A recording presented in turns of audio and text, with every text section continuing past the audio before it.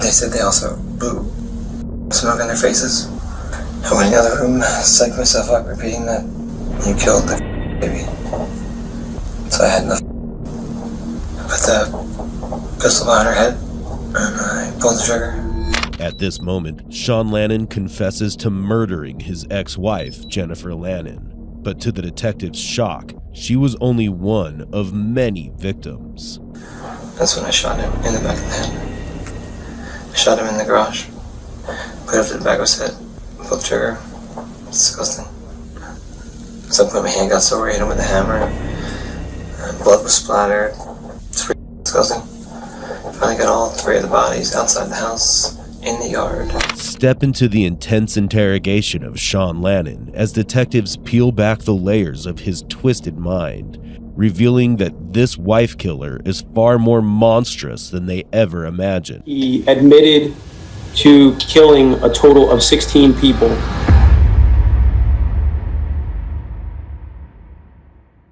The story begins in Grants, New Mexico, when 21-year-old Matthew Miller was reported missing by his grandmother on January 29, 2021.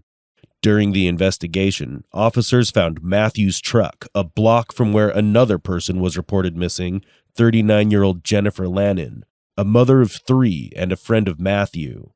Jennifer's ex-husband, 47-year-old Sean Lannon, claimed she left for Arizona with her boyfriend, Justin Mata, carrying a small bag of fentanyl pills to sell, and both have been missing since. Suspicion grew as Sean avoided any contact with detectives and became difficult to track down. Sean had a criminal history, including a missed court date for an assault charge in November 2020, which led to a week in county jail. On February 25, 2021, an officer was dispatched to bring him in for questioning. Sean soon arrived wearing a face mask, hiding more than just his facial expression. But he didn't realize this was only the first of many interrogations. This is about these missing people. You know that, okay? Everybody is a suspect, okay? Everybody. I deal with suspects, witnesses, and victims. Everybody is a suspect, okay? And it is my job to take the suspects one at a time and rule them out. Sounds good. And I can't rule one out. I can't move on to the next one. I can only deal with one at a time, okay? You are our suspect that I want to try and rule out. Okay? The things that you've told us, okay, I've completely ruled each one of them as just an outright lie. Okay? Because of the facts. I have surveillance all over this town. Okay, cool. Okay? I have surveillance all over this town.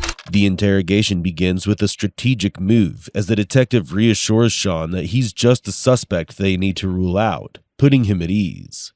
With the environment set and ready for questioning, the detective challenges Sean's story and reveals the surveillance footage that contradicts his claims. All right? Yeah. Sean, step one. Right. Okay? Step one is to tell me where the bodies are. Step two, okay, is to tell me some kind of reasonable story of the truth. Yeah. Okay? And why is it? Oh, never mind. Go. Those are the steps. Yeah. Okay, we all make mistakes. Okay? Right? And we all freak out. Okay? I don't think you're a killer. I don't think you're capable of purposely, deliberately killing somebody. I think you're a reasonable person. I think it was some kind of self-defense. and or an accident. And you flipped out as anybody would and went and dumped their bodies because you didn't want to lose your kids. The detective downplays the severity of the situation, normalizing the events to lower Sean's defenses, a technique known as theme development. As Sean grows more comfortable, the interrogation shifts to the Reed technique, which uses confrontations and physiological pressure to extract a confession. The detective offers an alternative scenario, self-defense, or a tragic accident, hoping Sean will take the bait and edge closer to a confession. What is it you, how and when, I told you what I knew, that's what I feel I gave you an honest answer. What is it that would cause you to think otherwise, that it wasn't true? What is it that you think that I lied about? I know you're the last one who drove Matthew Miller's truck. Okay. I know you parked it where we found it. Yep. That's all a lie. You lied to me about that. What do you mean? That's where I put it. I told you where it was. It was there when last time I saw it. I told you in here. I told you I drove the truck. You told me you drove the truck a few weeks prior and you went to Smith's and Walmart to get food and then you went back and drove and parked it at Kingman. At McDonald's. Yeah. That's what it. you That's the said. last time I drove it. And the kids were with me the whole time. That's it. Okay. Every time, so there's surveillance video across the street from 817 Kingman. Incredible surveillance video. Yeah. We got everybody coming or going from that house. Everything that happens. Every vehicle that shows up. Right? Yeah. Every person. Sound good? Every time Matthew goes there, Yeah. he parks in front. When you're driving the truck, you back it in. Okay. Okay? He started backing in because he wanted to pull that organ. And that's He the truth. wanted to do what? He wanted to load up that organ to sell it. The one that was, look at the pictures like in front of the house. The big musical organ. I wasn't physically strong enough because I'm still recovering from the sickness. But, yep, pick it up. He wanted to take it up to Poland or somewhere and get money for it. So, I was like, I'm not doing it, so I let him use my food card. Okay. I picked up supplies, and that's it. Where's Matthew and where's Jennifer and where's Justin? I don't have that answer for you. So, I'm not part of whatever disappearance they're on. That's not my thing. So, Sean remains calm, using the interrogation to gauge what evidence the detective has against him. While denying any involvement, his demeanor stays casual. But soon, he begins to ramble nervously, a classic behavior of someone hiding the truth. Matthew owed me $80 worth of something. I needed water. I needed a vehicle periodically. He drove me a few times. I didn't even know he didn't have water until he said something about his grandmother. He got water from his grandmother one day. I was like, And Jennifer and Justin ran off together. yeah, And they got into this white car. a white something, a 300 or something. Yeah, there's no white car that ever goes to 817 Kingman. Yes, there's a 87. There's a white 300 there. Why would she take off and not take her phone? She had a new phone. He gave her a brand new phone. When she left, she had a white iPhone, like a nice one, a really nice phone. Yeah. Why Well, would she not take her other phone? Because it's a piece of trash. Why would she not call anybody? Why would his phone not be on and working? Why would They they were not together. service at all? We weren't together. Like, she physically was leaving with Justin. Like, okay, I couldn't afford. Why would He she was gonna take go. her makeup? She did take makeup. She took a whole bag. Yeah. The big flower bag? Like the suitcase? Yeah, she had a backpack. Okay. A backpack, a nice one, female. Yeah, she's always prepared. So. Sean, I think you guys got into a fight. I think it was just self-defense. Justin came at you, something weird happened, and you were just protecting yourself and the kids. That's what I think happened. And somehow they died. The detective uncovers a hidden connection between Sean, Jennifer, and Matthew, one he failed to mention earlier. Seizing the moment, he suggests that Justin was the aggressor and Sean acted in self-defense, hoping to draw out a confession.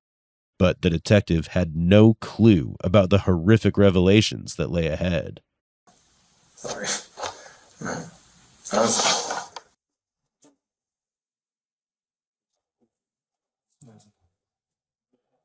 I mean, I get to go. I literally have no transportation. I barely fit in the storage. Like, if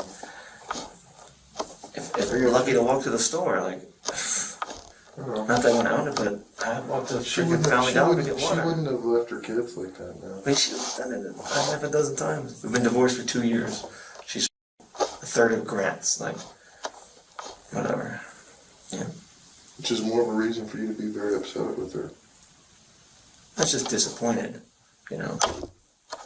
I can't change her, but I couldn't make her homeless. Like, that's my mom's and her mom's thing. You should have kicked her out, forced her out. Like, it's one thing to cripple somebody enough to not have anywhere to live.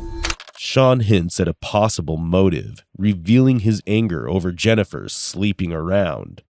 Justin, her new boyfriend, may have been killed out of jealousy or to silence him before he could report her missing. I think you're lying, Sean. On February 10th, okay, that was the day you came in here and we got Jennifer entered missing? Yep. Before you came here, you went to Kelly DeSoto's house. I did. And you took a bag in the house and had a gun. Yep. And Jennifer's IDs.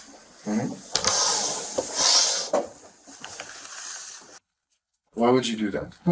You're admitting that you did that? I had a bag at the house, yeah. On your way here, you stopped at Kelly's.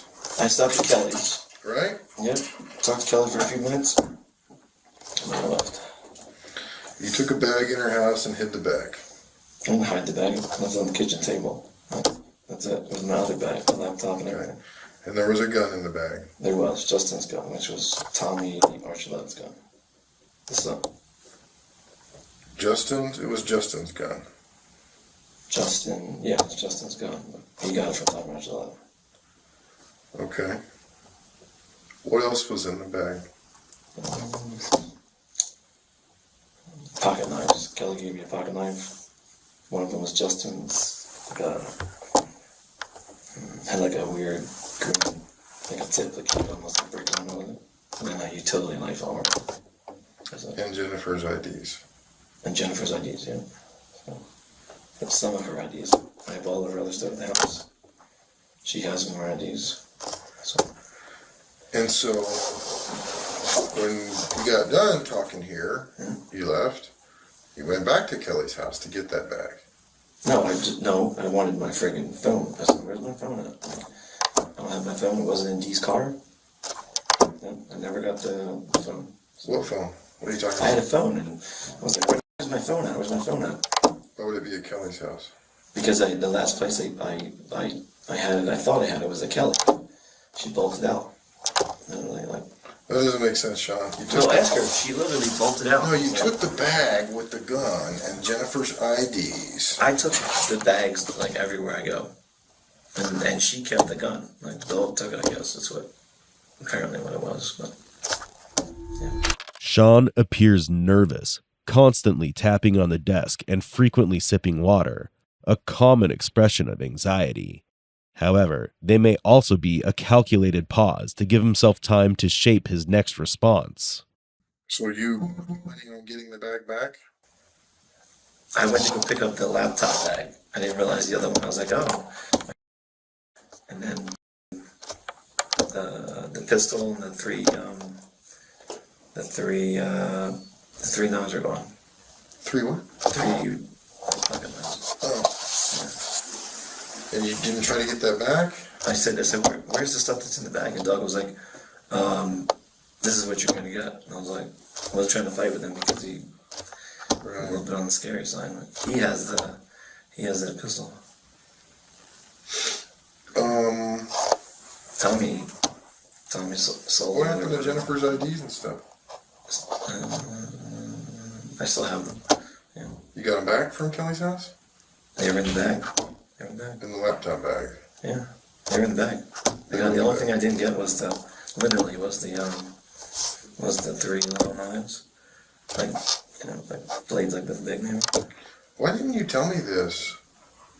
With the, I didn't know I wasn't getting the stuff back until I didn't realize the other bag was there. I left the laptop bag by accident because I wanted to go the casino forms for her. She wanted to cash out.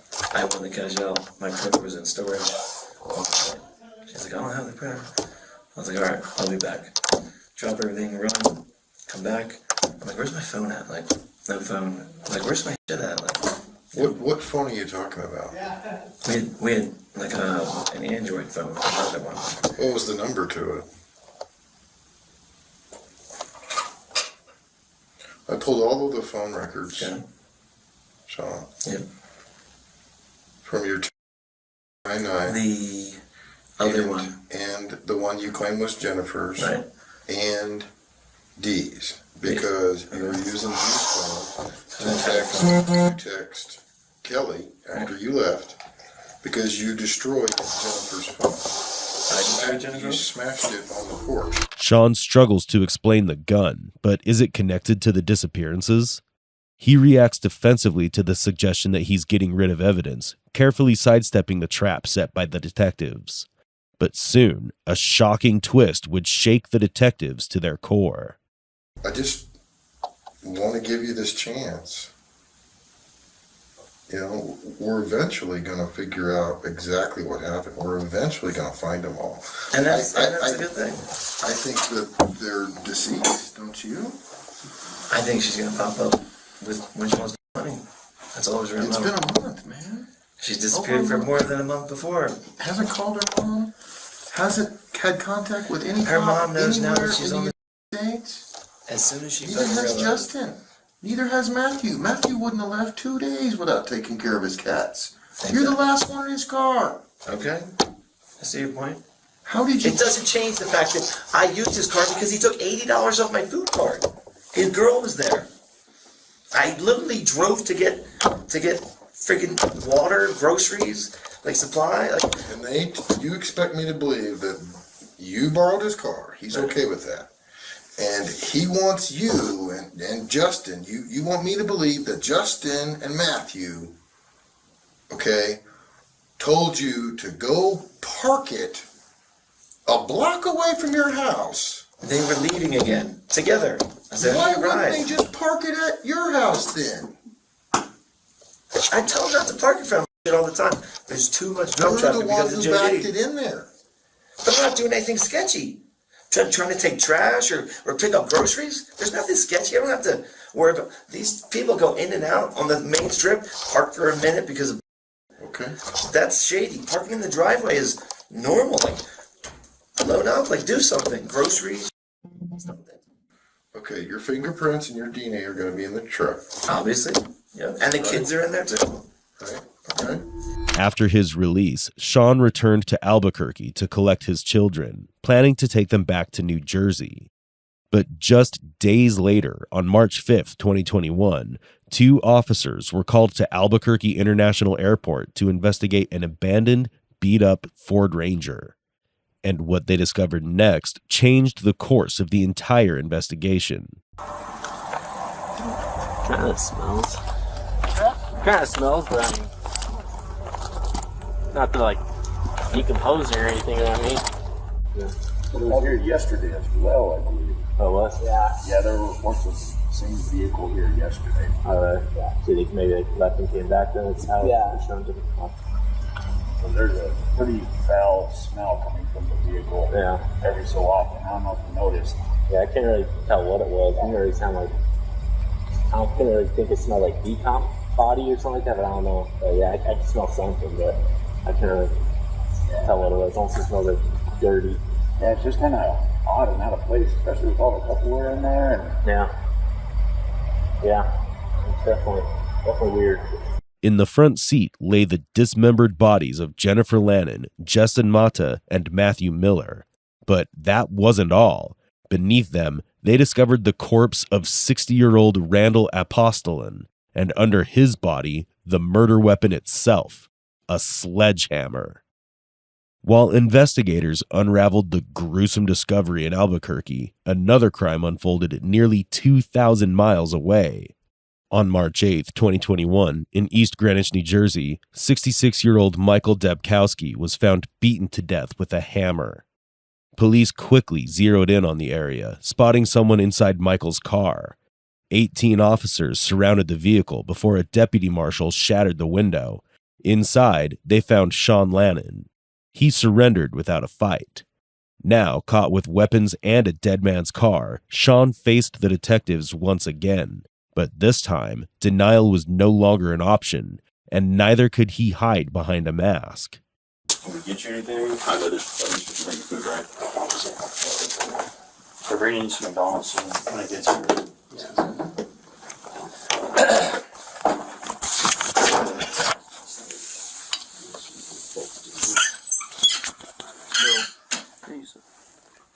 Okay, so we're kind of coming in this little road here. I just want to kind of talk to you some about some things that happened in New Mexico in general, but Albuquerque after the fact. From wherever you're ready to begin, man. I know you just kind of tell me how you got into New Mexico and how some of this went down. I got a job assignment in New Mexico 4 years ago. Job for the kids, nanny. The nanny was Diana. At some point, sometime later, Jennifer comes. And Jennifer never get along. So at some point, Diana took a job with corrections and did that. Jen stayed at the house, filled out of rehab a couple times. Pretty much always had nanny off and on, covered all the kids. I worked a lot. Recently I lost my job after I got sick. Apparently I had endocarditis, an infection in my heart. Apparently there was a punctured lung at some point. I never knew it. Maybe that was the source. In the hospital, lost my job, came back. I wish I'd learned to walk again. Sean shifts the focus to his hardships, likely in an attempt to gain sympathy from the detectives, which is a common tactic seen in narcissists and sociopaths. But his next statement was unlike anything the detectives had ever heard. Unemployment, pretty much getting evicted and leaving the house. Plan was to get some nutrition, get the kids back safe. So, one day I took a walk at Walmart, pushed a dollar stroller, and to get groceries. Pretty good walk from where I lived on Kingman Avenue to Walmart. A half hour into the walk, I realized I didn't have my food card, so I turned around, came back, went in the front door, went down the hallway to get my food card on my dresser. I noticed it was quiet. I hear the kids open the door, gentlemen just in there. I knew we were divorced, whatever, but just fucking ignorant. So I was like, idiots. The kids grabbed my card. Justin said that they were with his girlfriend. I'm like, God, you idiot. Your girlfriend, your wife's got my kids, so you got your girlfriend. So call the kids, nothing. Open the door, cross your mind. It's pile of blankets behind the blankets of the kids. Pick up. Pretty much like right on top of them, no response. Pick up, not breathing. Doesn't seem like she's breathing, so I'm flipping out. I put her against me, I can feel her. She got shallow breaths. She's tall with us. So I'm screaming to do with them to the kids. And my arm, I got no pulse, no respirations. I'm flipping out like, what do you do? Justin's putting on his clothes, comes in like, done this 100 times. Like, they're fine. I'm like, they're not fine, they're not breathing. Sean claims he walked in on Jennifer and Justin together, an event that may have triggered the murders due to feelings of jealousy and resentment. But then he shifts the narrative, spinning a bizarre story about believing his children had stopped breathing, a claim that might have been entirely fabricated. Because when they drugged them with something in their medicine, Jen didn't think I was being serious. She comes in, looks at me, she grabs Shawn Michael. She got on pulse. She's not breathing on pulse. I'm like, I know. I check Shawn. She's got pulse. She starts saying that she killed the Garrison baby. That's it. We conceived Shawn at Garrison Lake. It was our baby. Justin ran out the room, out the house immediately.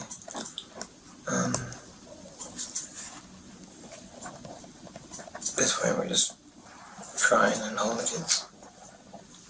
Jen's adamant she's gonna overdose. She kisses the kids on the forehead, all three of them. This is, I'll see you in a minute. She goes to draw them. I put her on the couch in the living room. Positioned the couch at the door so that when the nanny got there in a couple hours, she could, so she opened the door, I would hit the couch and she'd have, she had blankets and pillows on her. I went back to the room. They said they also blew smoke in their faces, so I didn't know if Narcan would work. We looked around the garage and I found one. Narcan's a single layer applicator. 2 kids. So I pretty much jerry-rigged some in about less than a minute. Took 2 sports cup straws. About 8 right now. Put them over the applicator. Rolled their faces, palms together there and there, and I put in each one. I fired it off. Nothing happened. They assumed like I've done it for other people. It was like immediate. They'd always pop up. Shawn claims he saved his children from drug exposure, allegedly blown on them by Jennifer and Justin. But his cold, emotionless tone, devoid of remorse, suggests that he's merely putting on an act. The confessions that followed, however, were unlike anything they had heard before. How long between the time that you shoot Jennifer, that you shoot Justin? It was at least a week. Took a while. How did you get him to come over? I was baiting as if I was Jennifer on the phone. Yeah. So you thought he was to meet Jennifer? Yeah. So, he was walking. He was in front of me. He was looking at some of the fine china. He wanted to hawk it or something. Heading back in towards the house. We were in the far back bedroom. When the door was locked anyway, we took a sort of barricade. Just with all the moving stuff so that they couldn't come out. He didn't know it was coming. Put it up to the back of his head. Pulled the trigger. It's disgusting.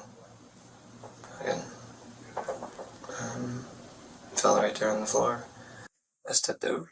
I'll check the kids. Took me like another day or 2 to figure out, put him in something. Shawn claims Jennifer was going to overdose in an attempt to take her own life, framing his act of shooting her as something less monstrous. But then he reveals a chilling truth. He lured Justin to his home and killed him days later, a clear case of premeditated murder. He also admits to executing Matthew with a shot to the back of the head, claiming both Matthew and Justin were involved in assaulting his children. It's pretty disgusting. Finally got all 3 of the bodies outside the house, in the yard. Let's take out the back. Make the slider door around the back side.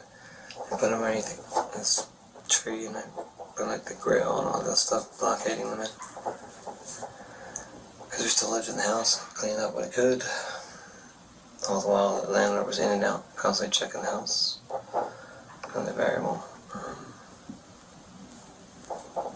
And then, they as I pack up the stuff, I'd take stuff to use one of my friend's trucks, take it to storage, the kids in the front seats with me, and then pick up at the storage containers. Took them, not those storage containers, they were outside the house, the actual stuff. Took them to storage until the house was pretty much empty. At some point he brought me the boxes, I put them in the back.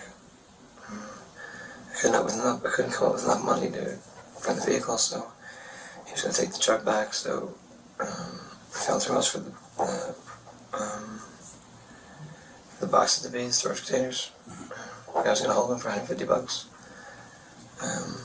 He wanted another $300 once we got to his place. We got to have another $300. The other guy or Miguel? No, Randy. We wanted another $300 to hold the boxes. So I didn't have $300. So he's like, well, I'm going to drop you back off. So we left, came back to the Pearl. The box was still in the back. Pulled in right there. We got in a fight. I killed him in the front seat. He was in the driver's seat. I hit him 2 or 3 times with my hands. I flipped the key to dissolve position. And I proceeded to, daytime, the same day I got picked up.